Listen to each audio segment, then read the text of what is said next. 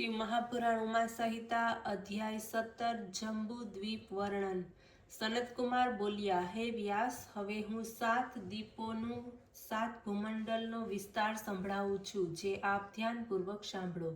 જંબુ, પ્લક્ષ, સાલ્મલી, કુચ, કૌચ, શાક અને પુષ્કર જે 7 મહાદ્વીપ છે। એમાં 4 અને 7 સમુદ્રો લહેરાયેલા રહ્યા છે। તે જ અનુક્રમે ખારા પાણીવાળો, શેરડીના રસવાળો, કેસરયુક્ત મધ, ઘી, દૂધ, દહીં તેમજ મધુર જળથી પૂર્ણ છે, જે જંબુદ્વીપ તથા પ્લક્ષ વગેરે 6 દ્વીપોની મધ્યમાં છે। એના મધ્યમાં સુવર્ણનો સુમેરુ પર્વત છે। આ પર્વત 64 કોસ નીચે ગયો છે, 336 કોસ સુધી ઊંચો છે, 12 કોસ શિખરોનો વિસ્તાર છે અને નીચે મૂળમાં 64,000 કોસનો વિસ્તાર છે। એની દક્ષિણની બાજુએ નિષદ, હિમાચલ, હેમકૂટ નામના 3 પર્વત છે। આ બધા જ પર્વતો 40,000 કોસમાં વિસ્તારમાં છે। 40,000 કોસના વિસ્તારવાળો ભારત વર્ષ છે। કિમ પુરુષ તેમજ મેરુની દક્ષિણમાં હરિવર્ષ છે, ઉત્તરમાં રમ્યક છે, એની પાસે જ હિરણ્યમય છે। પેલી બાજુએ ભારતની સમાન કુરવ દેશ છે। આ બધાના પ્રમાણ 9,000 યોજન છે। એના મધ્યમાં મેરુ પર્વત 9,000 યોજન અર્થાત 36,000 કોચ ઊંચો છે। એના પૂર્વમાં મંદાર, દક્ષિણમાં ગંધમાદન, પશ્ચિમમાં વિપુલ અને ઉત્તરમાં શુપાર્શ્વ। આ 4 પર્વત શિખરોની જેમ ઇલાવૃતની સાથે મેરુ પર્વતથી મળેલા છે। એની ઉપર કદંબ, જાંબુ, પીપળો, વડના ઝાડ આવેલા છે। પર્વતની ધજાના સમાન આ વૃક્ષો 1100 યોજન અર્થાત 4,400 કોસના વિસ્તારમાં છે। જંબુદ્વીપમાં જાંબુના વૃક્ષ ઉપરથી હાથીના જેવા ફળ પડે છે।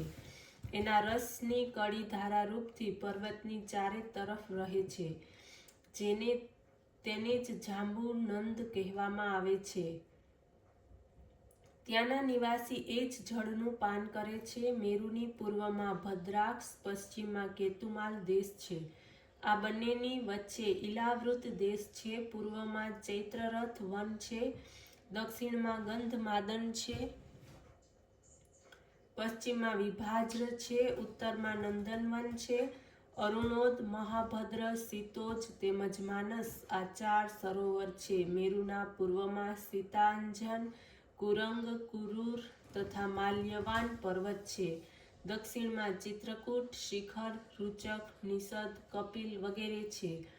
પશ્ચિમમાં શ્રીનિવાસ, કુસુંભ, કપિલ, નારદ, નાગ વગેરે છે। ઉત્તરમાં શંખચૂડ, વૃષભ, હંસ, કાલ, જરા વગેરે કેશરાચલ પર્વત છે।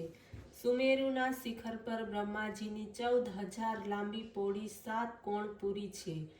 એની પાસે જ 4 તરફ ઇન્દ્ર, અગ્નિ વગેરે લોકપાલોની અમરાવતી, તેજોવતી, સંયમની કૃષ્ણાંગના, શ્રદ્ધાવતી, ગંધવતી અને યશોવતી નામની 8 પુરી છે। બ્રહ્માની પુરીની વચમાં વિષ્ણુના ચરણારવિંદમાંથી પ્રગટ થયેલી પરમ પાવન ગંગા નદી ચંદ્રમંડળને ભેદીને વહે છે। તે ગંગાજી સીતા, અલકનંદા, ચક્ષુ તેમજ ભદ્રા નામથી 4 ધારાઓમાં વિભક્ત થઈને 4 દિશામાં વહે છે। સીતા બ્રહ્મલોકથી પૂર્વમાં પર્વતોને મળીને પછી સમુદ્રમાં જાય છે। અલકનંદા દક્ષિણ તરફથી સમુદ્રમાં મળે છે, ચક્ષુ પશ્ચિમ તરફથી સમુદ્રને મળે છે તથા ભદ્રા ઉત્તર તરફથી પર્વતોમાં થઈને મહાસાગરમાં જઈને પડે છે। સુશીલ, નિષદ, માલ્યવાન, ગંધમાદન આ 4 પર્વત સુમેરુની 4 તરફ કડીઓની જેમ ઊભા છે, તેમજ લોકપદ્મ, ભારત, કેતુમાલ, ભદ્રાક્ષ, કુરવ, મર્યાદા, લોક પર્વત પોતાની જેમ ઊભા છે। દક્ષિણ તેમજ ઉત્તરના વિસ્તારમાં દેવકૂટ પર્વત મધ્ય તરફ તથા પૂર્વ પશ્ચિમ તરફ ગંધમાદન કૈલાસ કડીની જેમ સ્થિર ઊભો છે। અહીં કેવળ ધર્માત્મા પુરુષ જ જઈને રહે છે, પાપી જઈ શકતા નથી। કિમ પુરુષ વગેરે 8 દેશોમાં નિવાસ કરનાર સર્વ પુરુષોને રોગ, શોક, વ્યાકુળતા, ભૂખ વગેરે કંઈ પણ વ્યાકુળ કરી શકતા નથી। તેઓ નિરોગી નિશંક થઈને સર્વ કષ્ટોમાંથી મુક્તિ પ્રાપ્ત કરે છે. સતયુગ અને ત્રેતાયુગની જેમ 12,000 વર્ષના આયુષ્યને પ્રાપ્ત કરે છે. ઓમ નમઃ શિવાય.